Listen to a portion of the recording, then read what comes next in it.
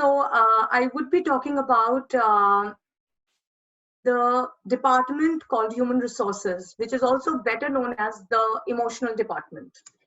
When we're talking about the story that I have to cover today, I would be taking the new age HR snapshot, what all are in line for HR professionals as on date, role of HR in contemporary environment. We are all together today because of the lockdown. So I thought I must touch upon the lockdown and the post-lockdown HR issues. Actually, I feel that lockdown has created a lot of work for HR. So I would be touching upon that. And of course, one aspect for my students, it may not interest the faculty, you and HR. Whereas I would help you to understand where are we in with respect to whatever jobs HR has to offer to us in terms of the areas that are open to us in this era of artificial intelligence.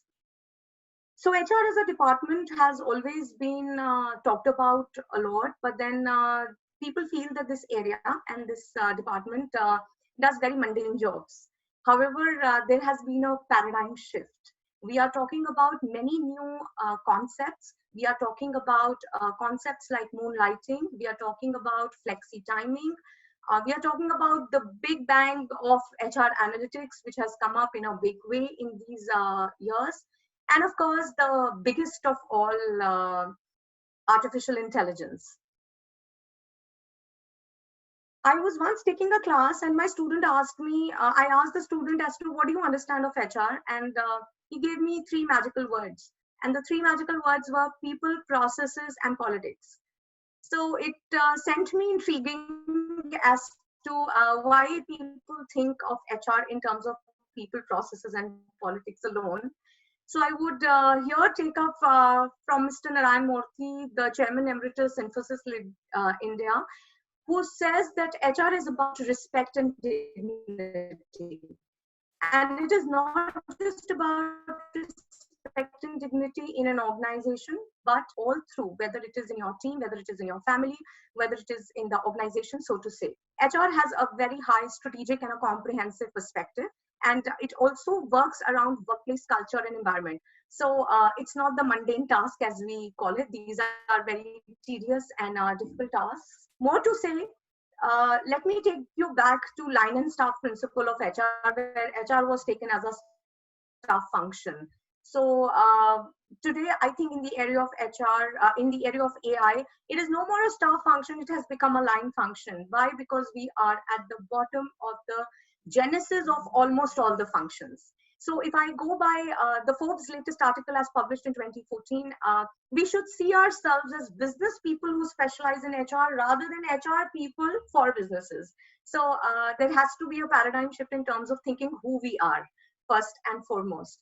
Why? Because we are the people who are going to be nurturing and supporting the human talent, the human capital. Today, we all have a value, no? So just as brands have values, people have values. And though it sounds like a cliche, but yes, each one of us has a calculated value in the eyes of the organization.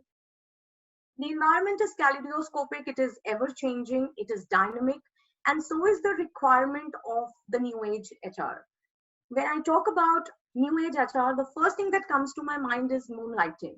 Moonlighting, of course, just as moon doesn't have its own light and tries to derive it from the sun, similarly, when you seek job outside the normal business hours of whatever you are already into, the concept is called as moonlighting. Now, many of the countries across the globe accept it as a normal business phenomena.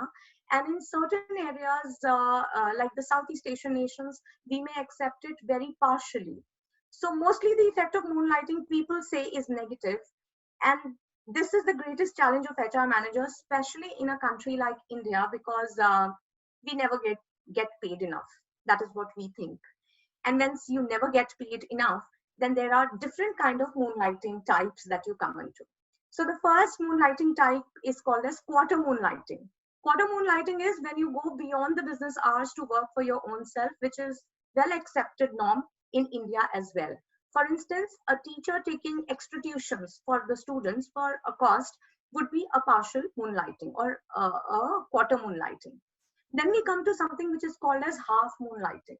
Now, there are many people who are very, very enthusiastic, and they feel that their energies are not channelized the way they should be. The organization is not able to provide that much output to them in terms of the opportunities.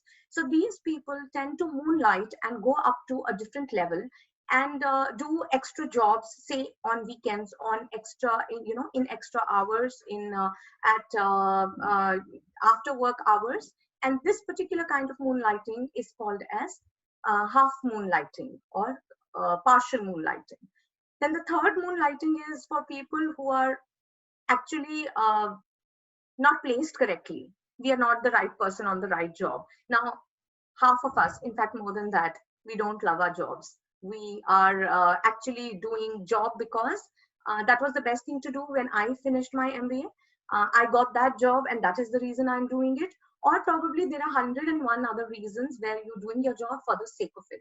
So these people tend to, at one point in juncture, have the self-actualization as given by Maslow pretty early in their lives, and they start doing extra jobs for themselves. So they may start a business, and that is where we are called, that is what we call as full or complete moonlighting.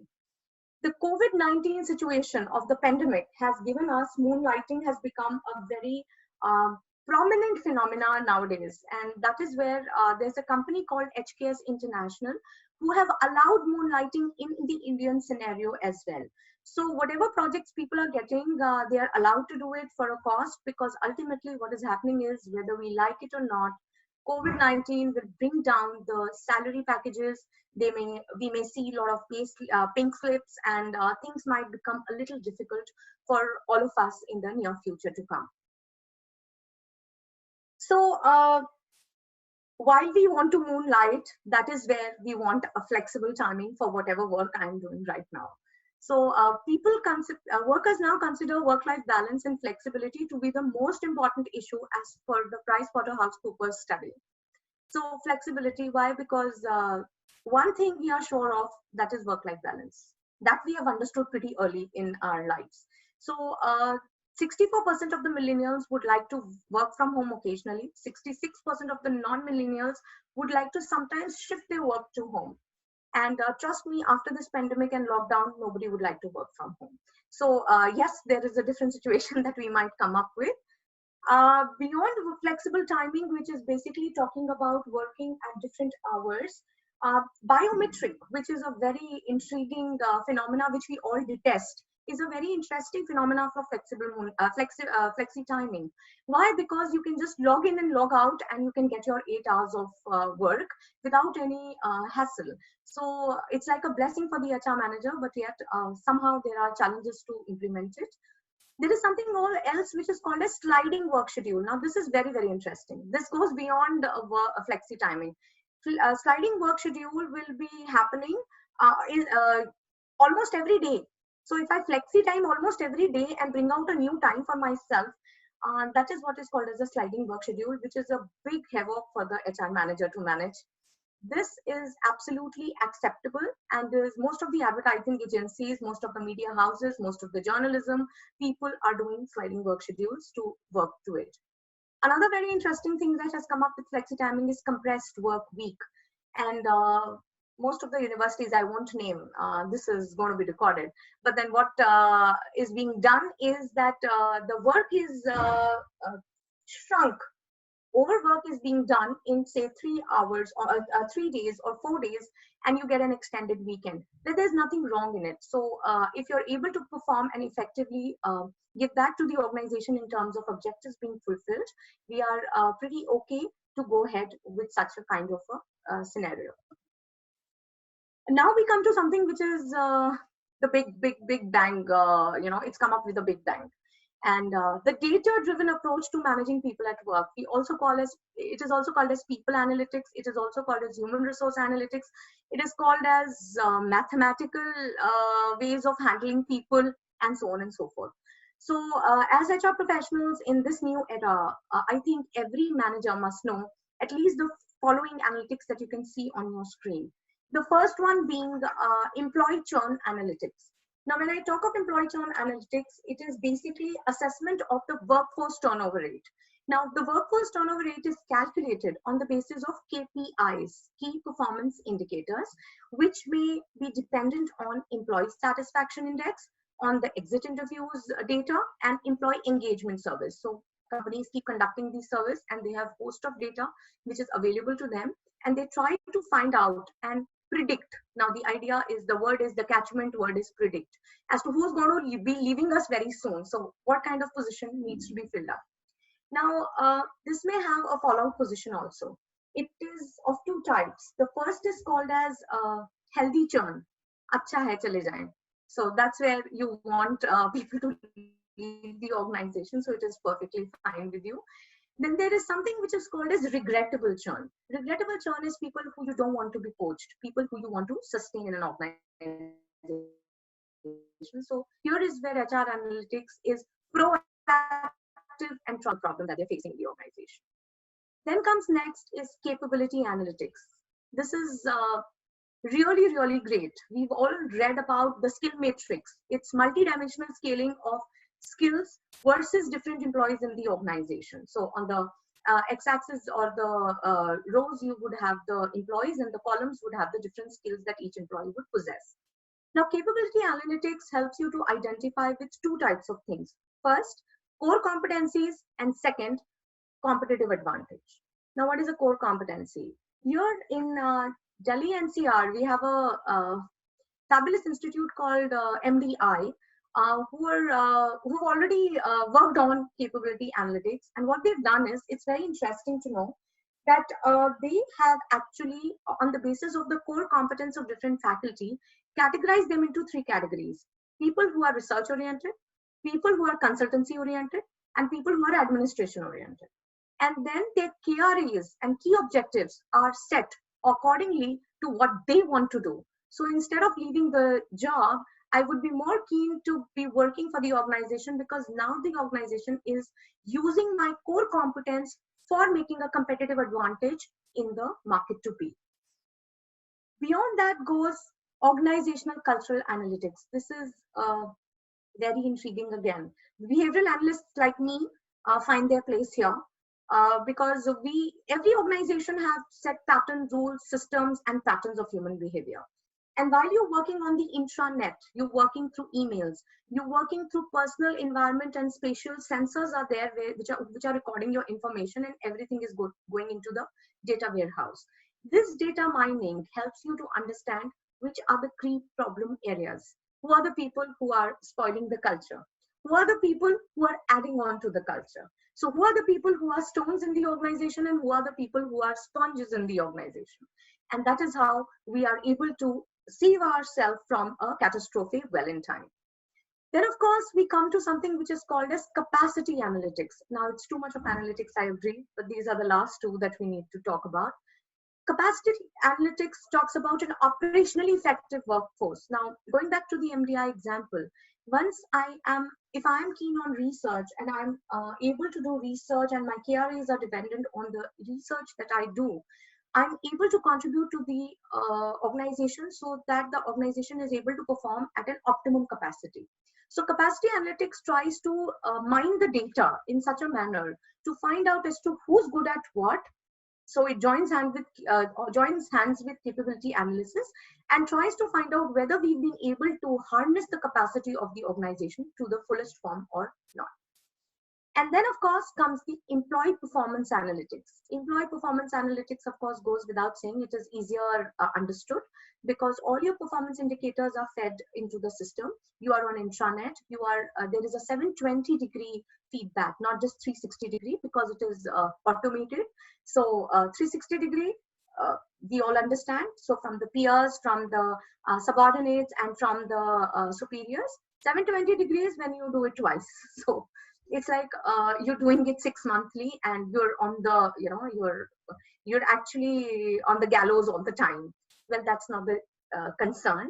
We are not here to penalize anybody, but to find out what are the performance lags and to fulfill those performance lags. And now comes the buzzword, artificial intelligence. Are we ready? Is HR ready?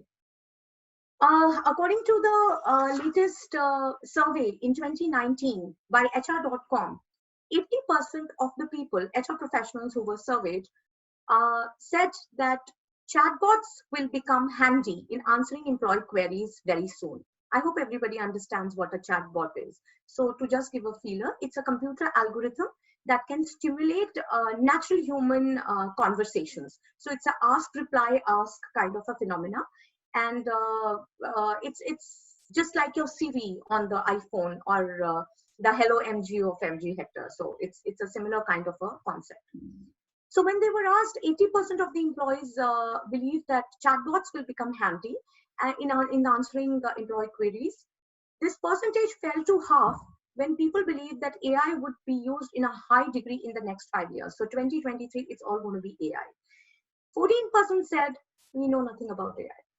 So wow, 5 years down the line, we are going to be operating on AI, and 14% said that knowledge about AI is great. So there is a lot of scope to understand AI at a greater level.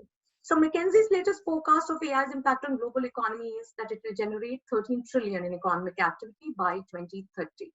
In another survey from IBM, 66% of the CEOs believe that AI can drive significantly in HR. And where can AI help? So the first thing that came to my mind was probably reducing human bias. So I like you because you're nice, and that is the reason you are inside the organization in an interview. Everybody who doesn't clear an interview always says that the panel was biased. So AI will do the job for you. They will cut out the bias to the maximum possible level that can be done. But then, is it just bias, or is it even exit door retention strategies? We actually find out through the internet browsing, through the keystrokes, through the normal activity of the different employees, and detect the changes in the overall tone of the employees. Now, this is very interesting. Tone of the employees, whether it is positive or a negative tone. So the chatbot is going to tell you whether it's a green signal or a red signal. And that's how you may even be able to retain the not regrettable churn. So you would want the people who you want in the organization to stay back with you. So AI is mostly nowadays, as of now, being used for automating repetitive and low value tasks. So making of payroll and leaves and pension policies, maintenance of service records, all this is managed by AI, mostly in bigger organizations, but a long way to go for many other organizations to come. AI plus human intelligence, they're already married. You need to understand, so because they are married, they have their own tassels also, so they are into divorce also every now and then. So AI plus human intelligence enhances the candidate's experience. Let me take an example here of the Development Bank of Singapore. Now, the talent acquisition team prepared something which is called as Job Intelligence Maestro. Now, this was a chatbot which could recruit many people at the same time. So they could do the sourcing in a jiffy. So that's how they had done away with the sourcing part of it and utilized their human intelligence to more strategic outcomes. Uniquely, human skills will grow in importance. 75 million current jobs are going to go off. So it doesn't mean that your and my job will go off. 133 new jobs will definitely be created. Artificial intelligence will not take away jobs, but will help workers. For example, PepsiCo has a robot which is called as Vera Robo. Now, Vera Robo is actually a robot which is capable of taking 1,500 interviews in 9 hours.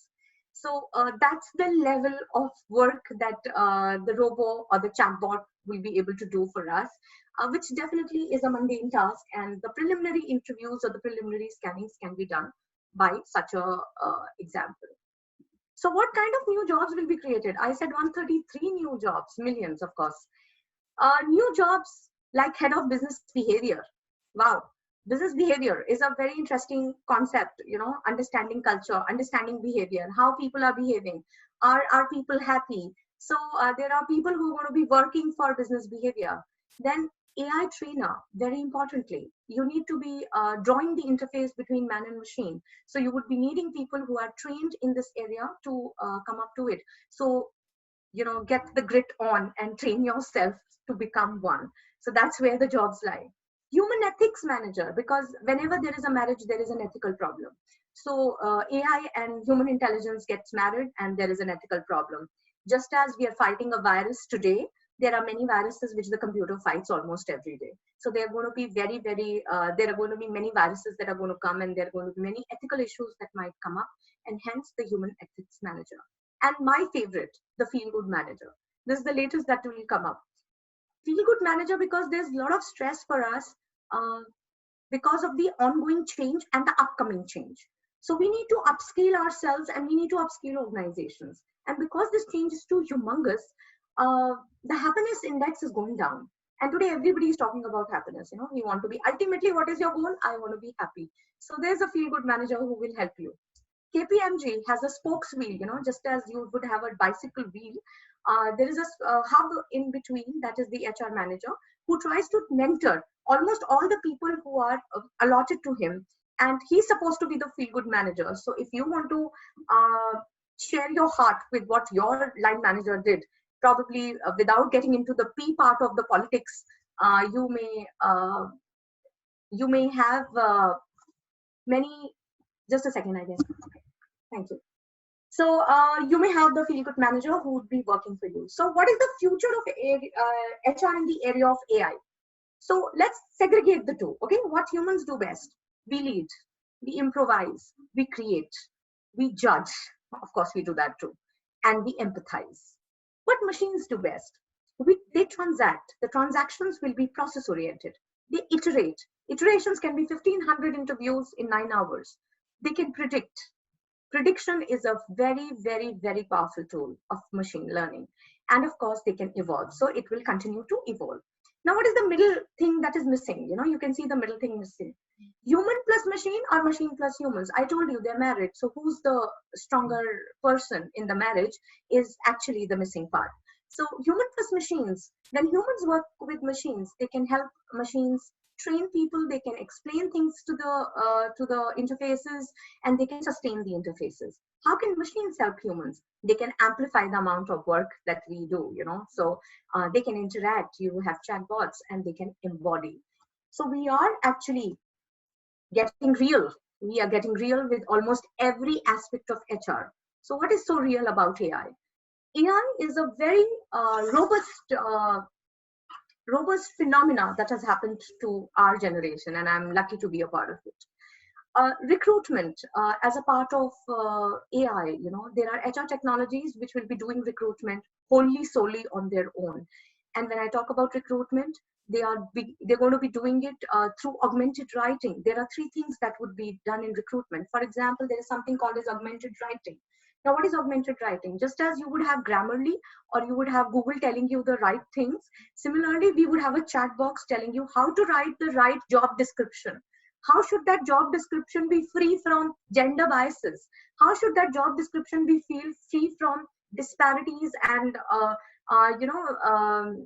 diversity issue may be managed? Sourcing, of course, passive LinkedIn profiles can be picked up through sourcing. Selection and assessment.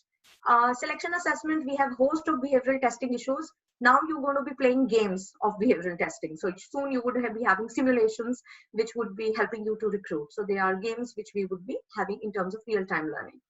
The next E, to make it more real, is experience. Chatbots for mundane tasks, for like onboarding, like telling about the pension policy, like freezing leaves, like unfreezing leaves.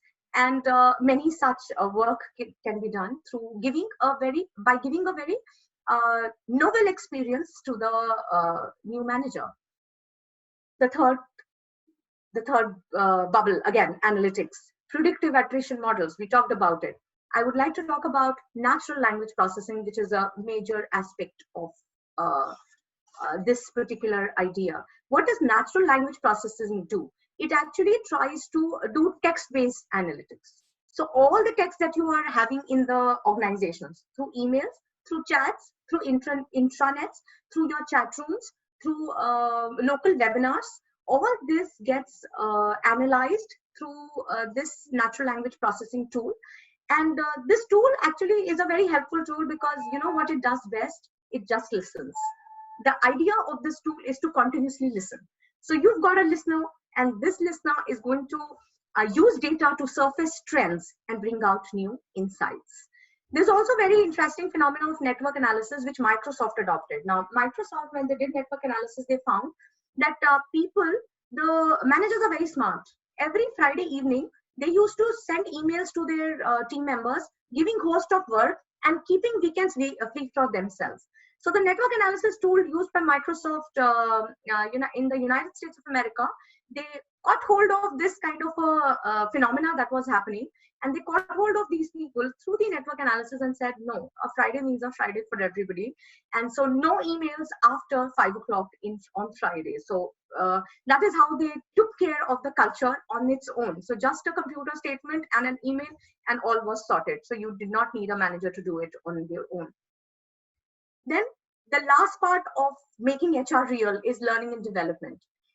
This works like Netflix. Okay, so we like to watch certain genres of television shows, some movies, and so they also try to, the learning and development technology, HR technology, tries to get the type of information that you seek and consume, infer the skills that you have, both the present skills and the skills that you would like to grow, and give a personalized recommendation. Now, this is like your personal astrologer, personal helper, and a personal guide. So they will help you develop that self-directedness for the growth of your life.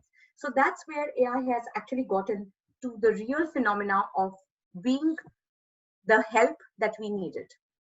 So we need to reskill. Single chapters on recruitment selection training won't help.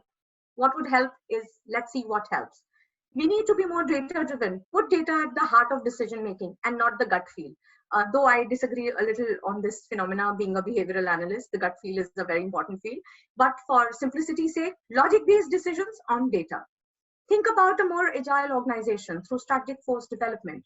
Move from one size fits all approach to one size fits one. Now, what is that approach? आज तक जितनी trainings हुई हैं, we are actually focusing on एक training phenomena for communication, and everybody gets trained on it. Everybody has a different level of communication understanding. Everybody is at a different platform of communication. Everybody is at a different pedestal of communication. So that is where we need to fit a design-centric approach. Sit with the individual, find out what is lacking. Is it the English language or is it the fear? Is it the fear of talking in public, or is it just the unwillingness to communicate? Sorry. Developing consultancy and influencing skills, emotional and technical intelligence, very, very, very important area. There you will find most of the jobs. Technology design and programming.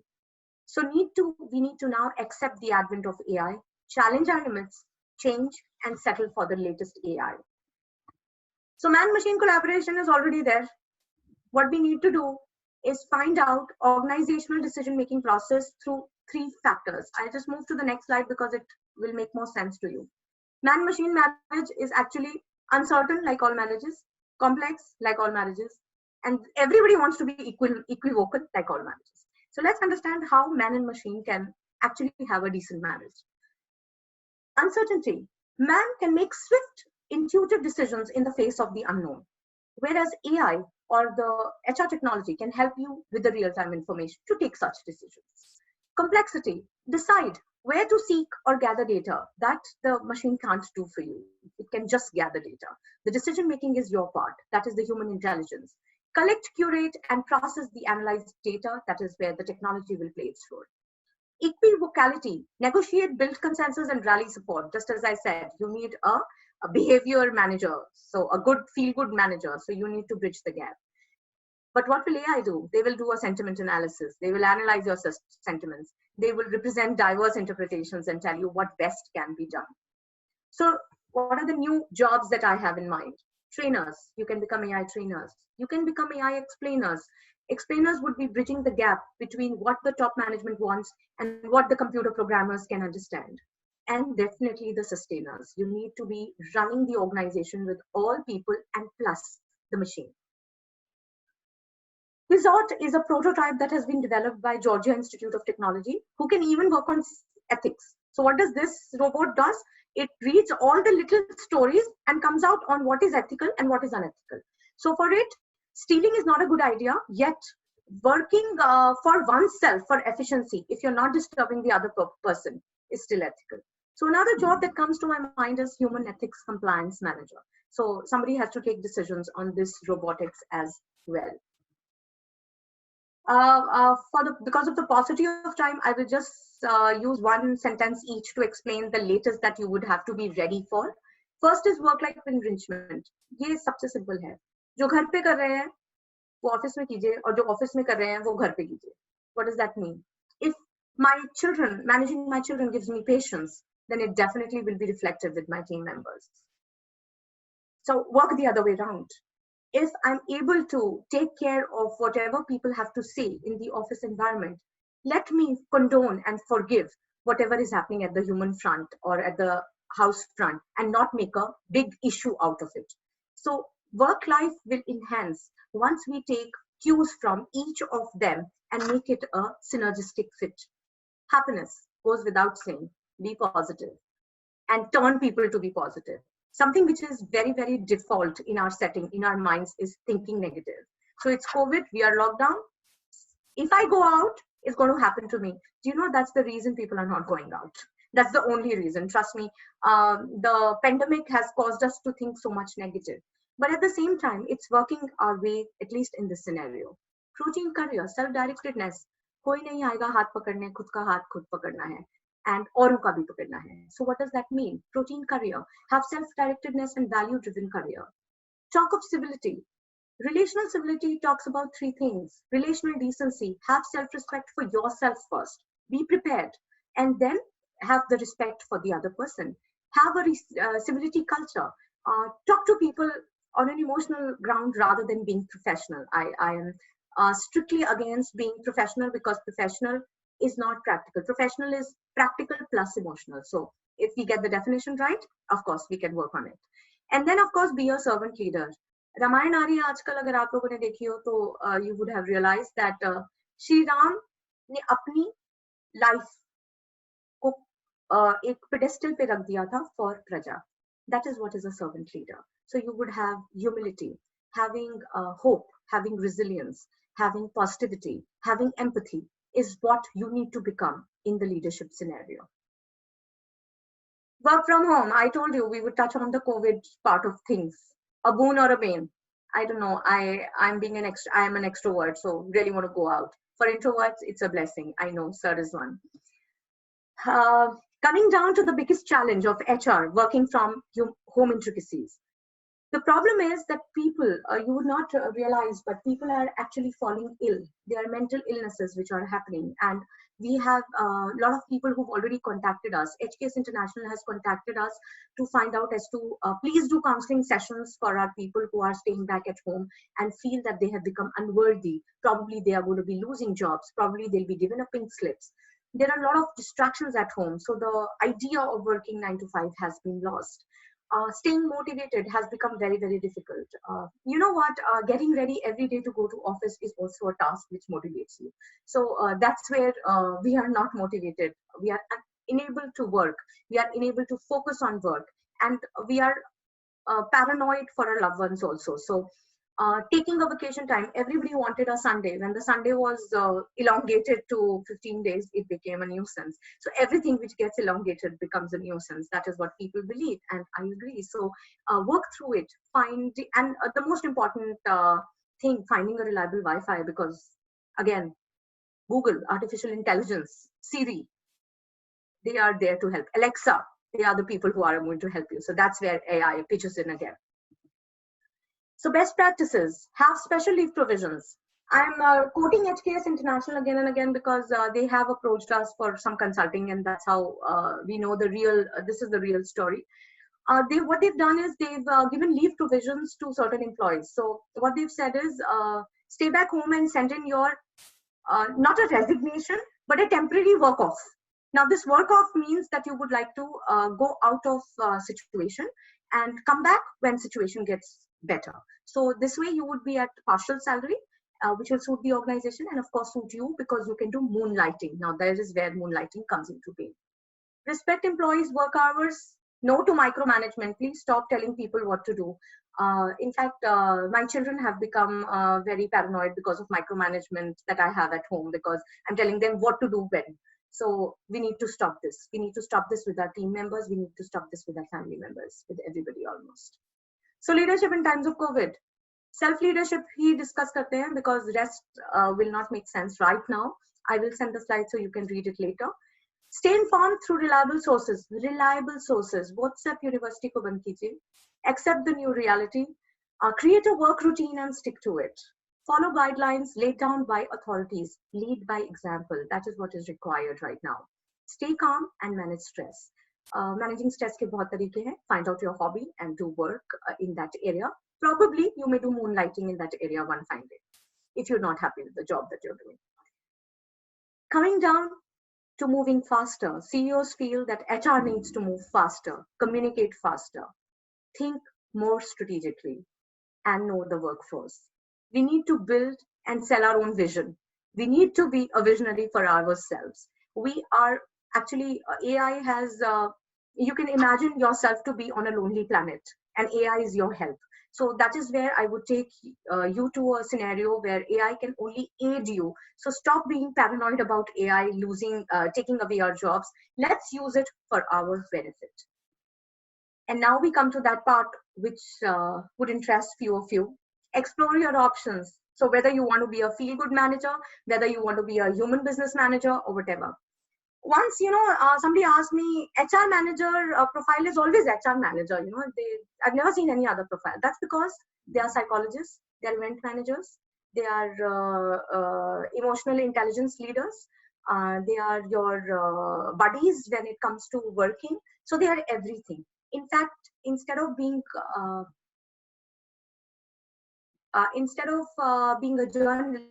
journalist, I don't know whether you all are there with me or not, or is that stopped? So,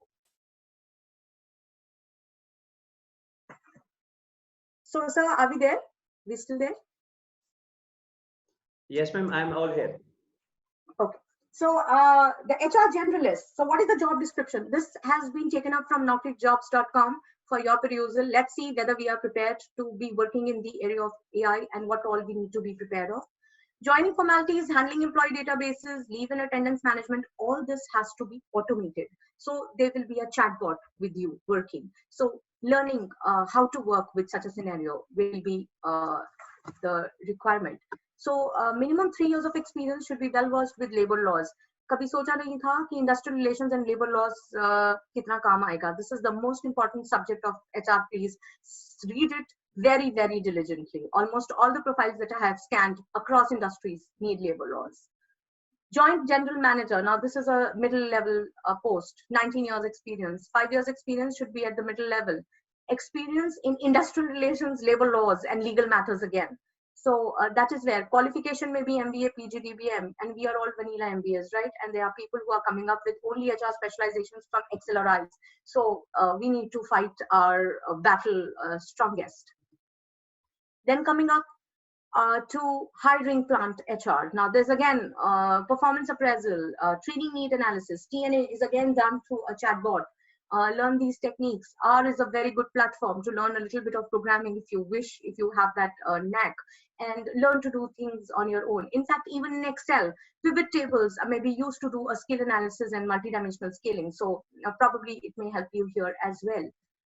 And then moving out to Capgemini HR administration. HR administration is a simpler job.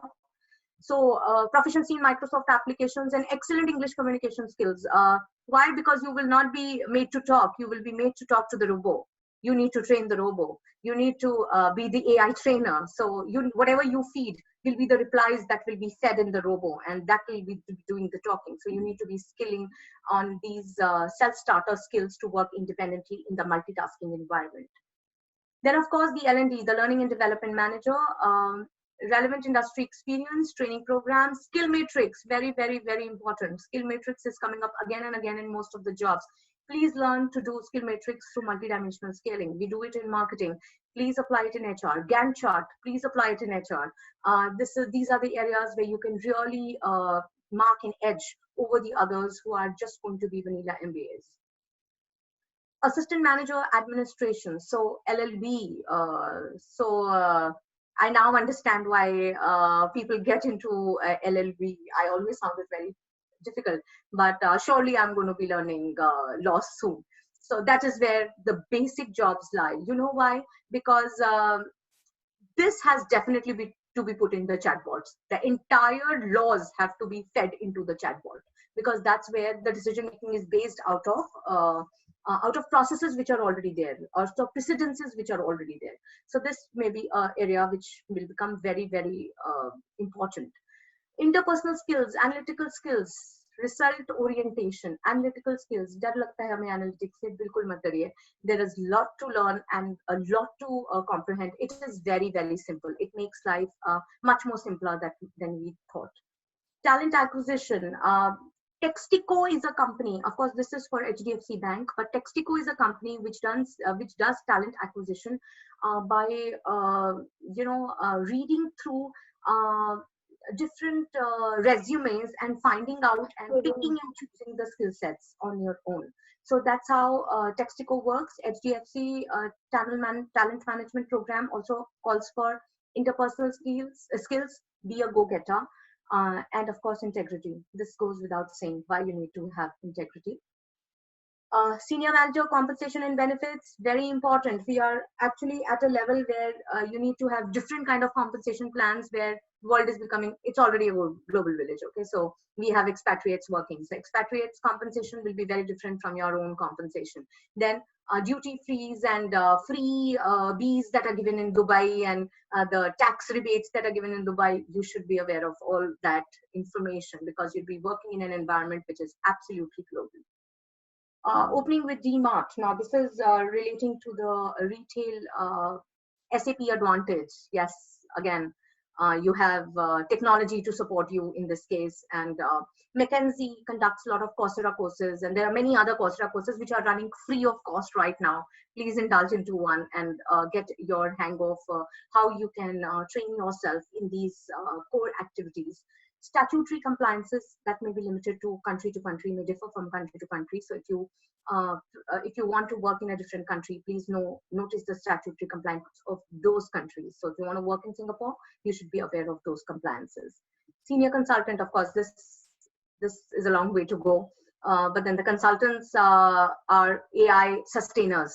So this is where the real job is going to lie. So learn everything, learn from the scratch, learn every aspect of HR which you can employ and which you can become a sustainer for in the near future. 5 years down the line, you'll just be a sustainer. APJ Satya Group handles advice management and statutory compliance for different functions for their partners, to work closely in conjunction with CPOs, that is the placement officers. So again, labor-related issues, statutory compliances, this become very important. And trust me, all my students, including me, when I did my MBA, this is the area which we left. We thought this might just go like the way it can, but it doesn't. It doesn't move that ways nowadays. And then, of course, this is 10 to 15 years of OR operations in HR. So this is again a new area. We are talking about Industry 4.0. So jobs, a lot of openings. We are talking about employment laws, and compensation benefits may be the areas that you would like to work for. So coming up to the unlucky 13, what do we do all the time? I am a teacher, so I will definitely preach. So that's the preaching part of the slide. We should try to save ourselves from these biggest mistakes. I call them the unlucky 13. One, assuming that we know everything. Once you assume that you know everything, there's no learning. So the learning stops. No network. Network यहाँ पे Wi-Fi की बात नहीं हो रही है. Network यहाँ पे network that you develop with individuals all across the globe, all across people who are working in your domains, उनकी बात हो रही है. Not being prepared for mistakes.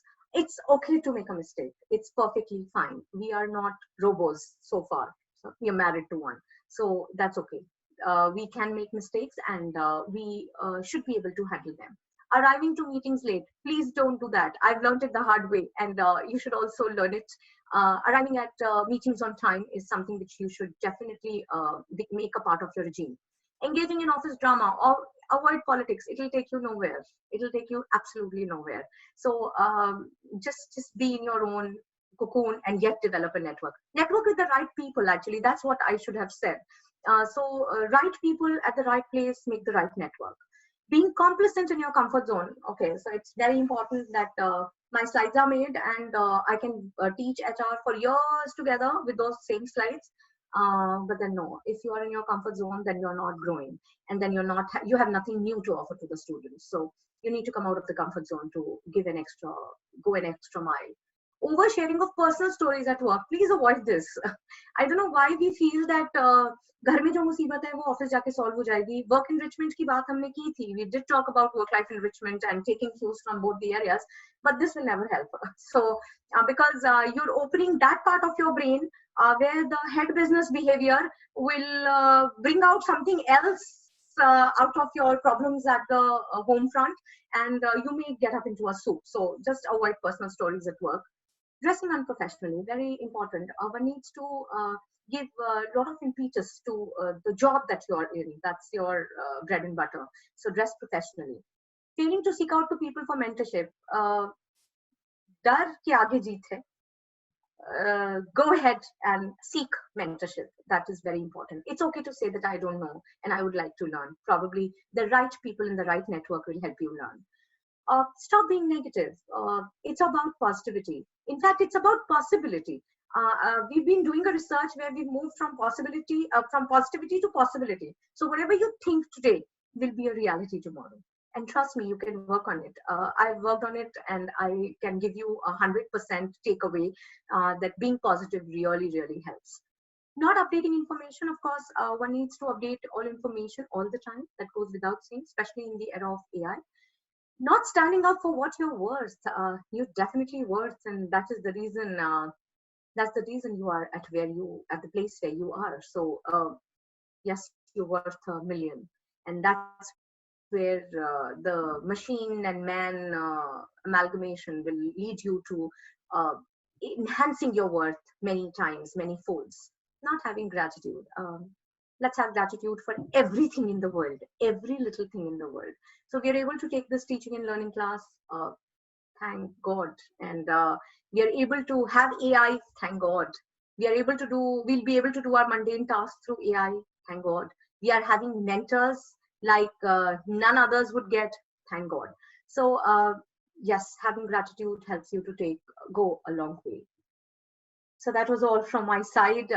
Thank you all for patient listening. I have with me an appendix where the entire profiling has been done. This I will share with you. You can actually, this is a skill versus job requirement compatibility analysis, which we have done. I will definitely transfer this to you as soon as I can. Thank you so much for patient listening. Thank you, sir. Well, thank you, ma'am. That's just a wonderful thing. I feel like being in ISRO. It's, you know, you have taken us to miles and miles, and that too with such a amazing speed and precision. That's just fantastic. So, ma'am, there are one question and one observation. So there's a question from Vamil. It's available in the chat box. Vamil want to know that whether the people will leave job in the future, whether there will be some issues related to that. Unemployment will increase? Yes, sadly, a little yes, because let me not give you a very a positive picture by saying no, nothing is going to happen and we are going to come out of this economic downturn on its own. No, that's not going to happen, because always remember, businesses are not for philanthropy, they are for business. So very soon people are going to be getting, if not pink slips, probably moonlighting may be a phenomena, because one good thing that this pandemic has done is given us the humane touch to for our employees. So yes, we may have different kind of options available. I talked about HKS International. They are giving different options to their people. So they are not giving pink slips to the organizational members, but they are giving occasional working, flexi working, pay for the project that you're working, payment for the project that you're working on, and such kind of issues might come up. Yes, it is. But then good for you, the jobs are going to be created too. I mean, I was answering his query, sir. So, ma'am, we had a similar discussion yesterday also, because in Professor Bijesh's lecture also the same thing came up, that whether the people will leave the job. And we discussed Yes. about it, and one of the conclusion we reached that, see, when computers came to corporate, people had the feeling that people will lose the job. But it's not like people lose the job, it's a different skill set is required. So more jobs were created with the help of computers. A similar Yes, thing sir. We a similar thing happened when Amazon came, and people felt like now the small business will go. They just changed the mode. Now the small business, they are again selling on Amazon, and they are actually earning good. So it's we concluded yesterday that it's not like the things will change. Yeah, the skill set will change. So the what Sir, we yeah, please. sir, actually, I said the jobs will lose. You will lose the current jobs, yes, but not the jobs which are in line. Yes. According to the Gartner's study, 133 billion jobs are in queue. So we need to shift. If you're talking about the job that you have right now, yes, you're going to lose it. And I'm very positive with it. But then if you're talking about the 133 billion jobs that are getting created, yes, we need to upgrade our skill sets. We need to upscale, and those jobs are definitely available. But yes, the current job you're going to lose. That's my take on it. Yes, and in this, I regard that though you were very lenient on the faculty members and the teachers, but Professor Kamala Nabhan from IIT Madras, he said in the future there will be very few teachers, masters of their field, and they will be teaching to all. For example, whenever it comes to behavioral aspect, we always remember Professor Puja Khatri, not here and there people. So only few people will leave in the last, even in the teaching and the training might be. So, ma'am, there is Uh, one more observation by Dr. Mihir. Dr. Mihir wanted to share his some idea about. It's available on the chat box. He says he wrote one of paper on the future workforce, and he has provided the link for the same. So that can also be useful for all the audience here. right, sir. Ma'am, Uh, uh, can you please unshare. Jobs that, sorry. You can stop share. Thank you, sir. Thank you for this opportunity. No, no, no. We are not stopping the session. Just share so that we can see you back. Yes. Okay. Uh, So, Dr. Mihir, if you wish to add up something, you may please go ahead.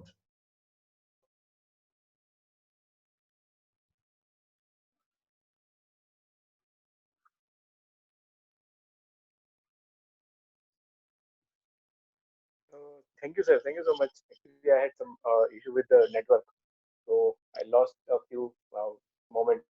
Well, thank you so much, ma'am.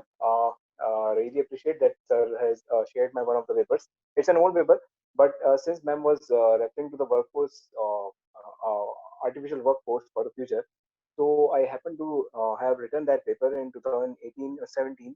I started writing from the 2017. It was actually a review paper, but I took the reports of Gartner, as ma'am mentioned, and for Forrester also. There were several other companies which have started, like Holmes is an artificial intelligence interface, whole completely designed by the Wipro, and Infosys also has their own artificial intelligence interface.